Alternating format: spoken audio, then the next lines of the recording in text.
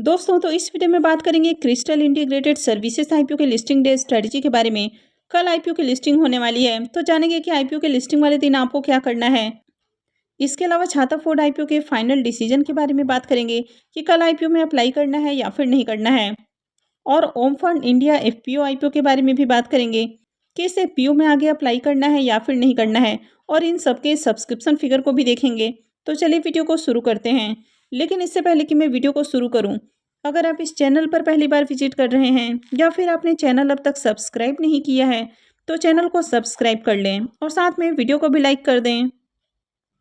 Crystal integrated services IPO के बारे में बात करें तो आईपीओ का अलॉटमेंट हो चुका है और इस आईपीओ की लिस्टिंग 21 मार्च को होने वाली है, यानी कि कल ही आईपीओ की लिस्टिंग होने वाली है। आईपीओ में बुकिंग प्राइस 715 रुपये है और 20 शेयर्स का लॉट है। आईपीओ के साइज को देखें तो आईपीओ ज़्यादा बड़ा नहीं है, आईपीओ मात्र 300 करोड़ रुपए का है।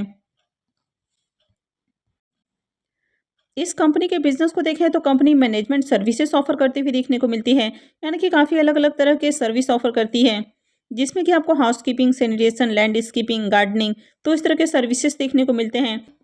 इसके अलावा कंपनी गवर्नमेंट की ओर से जो कॉन्ट्रैक्ट निकलता है तो उनमें पार्टिसिपेट करके वो काम भी करते हुए देखने को मिलती है।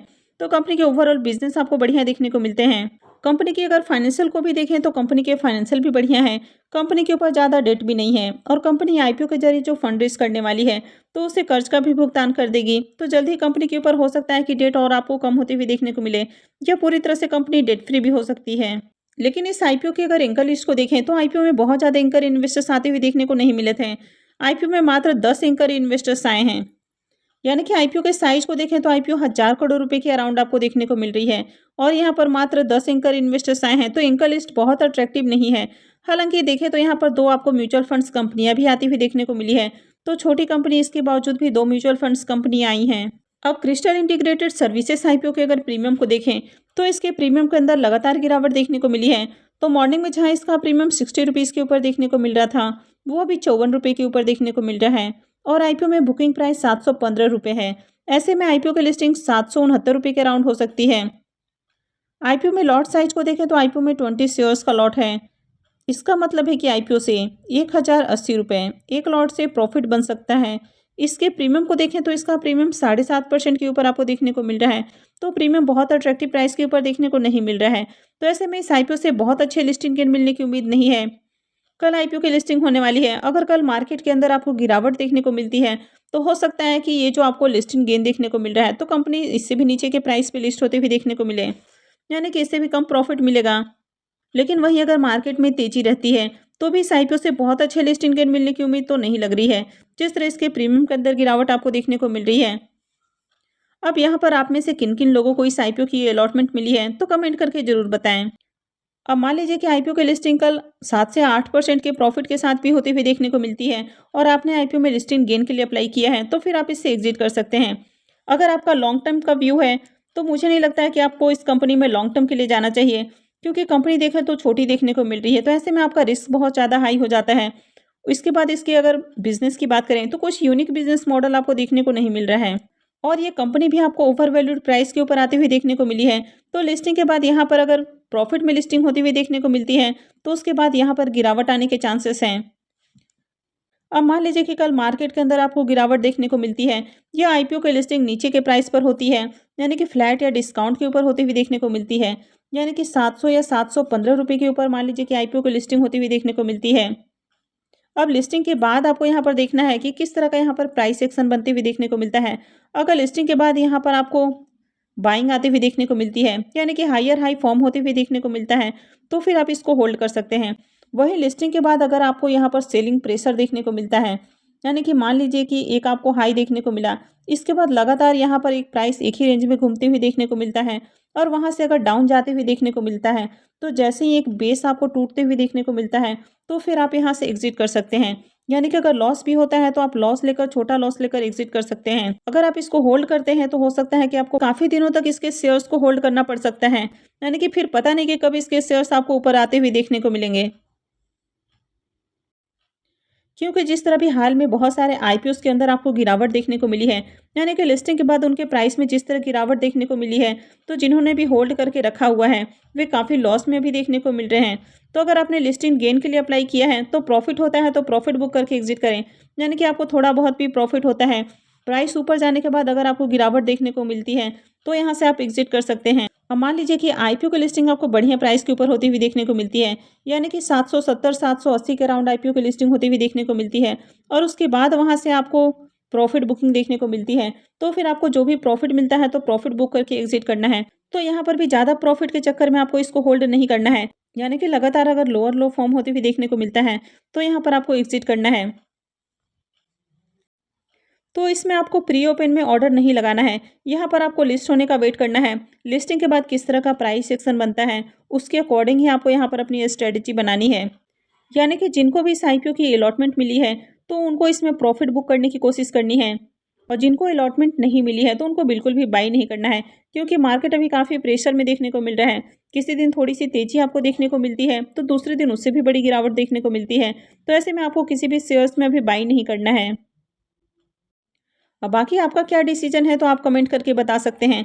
आप इसमें प्रॉफिट बुक करने वाले हैं या फिर इसको लॉन्ग टर्म के लिए होल्ड करके रखने वाले हैं।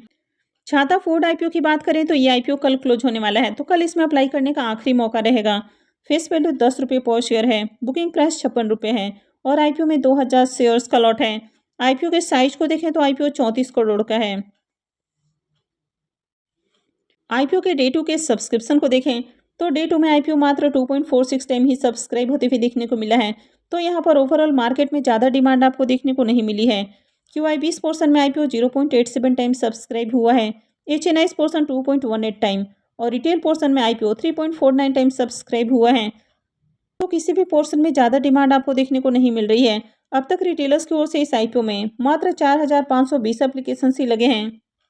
और अगर इसके प्रीमियम को भी देखें तो मॉर्निंग में जहां इसका प्रीमियम 8 रुपये के ऊपर देखने को मिल रहा था, वो अभी और गिरकर 5 रुपये के ऊपर देखने को मिल रहा है, और आईपीओ में 2000 शेयर्स का लॉट है। इसका मतलब है कि आईपीओ से 10,000 रुपये का प्रॉफिट हो सकता है। अगर इसके प्रीमियम को भी देखें तो इसका प्रीमियम 9% के अराउंड आपको देखने को मिल रहा है, तो प्रीमियम बहुत अट्रैक्टिव प्राइस के ऊपर देखने को नहीं मिल रहा है, और मार्केट में इस आईपीओ में ज़्यादा डिमांड भी आपको देखने को नहीं मिल रही है। तो ऐसे में इस आईपीओ में भी अप्लाई करना रिस्की हो सकता है, तो बेहतर है कि इस आईपीओ को अवॉइड किया जाए।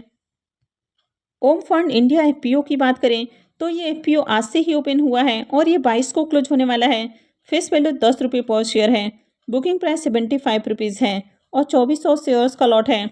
एफपीओ के साइज को देखें तो एफपीओ 27 करोड़ का है और पूरी तरह से फ्रेश इशू का एफपीओ है।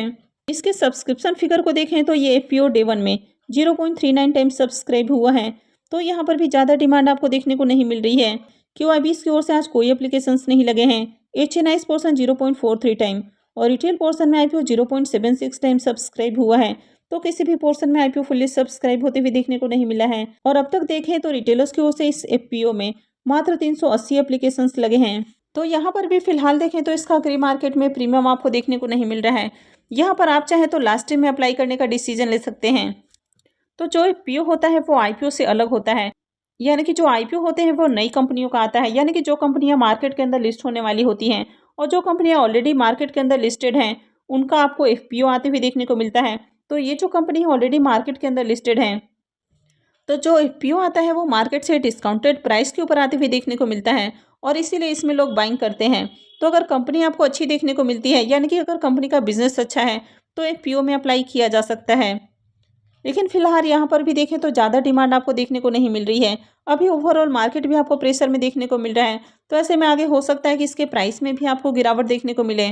तो कल जहाँ इसका प्राइस आपको 84.95 रुपीज़ के ऊपर देखने को मिला था, वो अभी देखें तो आज गिरकर 80 रुपीज़ के ऊपर देखने को मिल रहा है। तो प्राइस के अंदर जिस तरह से गिरावट देखने को मिल रही है, तो ऐसे में यहाँ पर जो प्राइस है 75 रुपीज़ का रखा गया है, तो ऐसे में इस आईपीओ में अप्लाई करना कोई भी समझदारी का सौदा नहीं मालूम पड़ता है। तो यहाँ पर इस तरह के एफपीओ को अवॉइड किया जा सकता है। तो आई होप कि आपको जानकारी अच्छी लगी होगी। तो अगर आपने वीडियो को अब तक लाइक नहीं किया है तो वीडियो को लाइक कर दें, और साथ में चैनल भी सब्सक्राइब कर लें। और वीडियो को अंत तक देखने के लिए आप सबका बहुत बहुत धन्यवाद।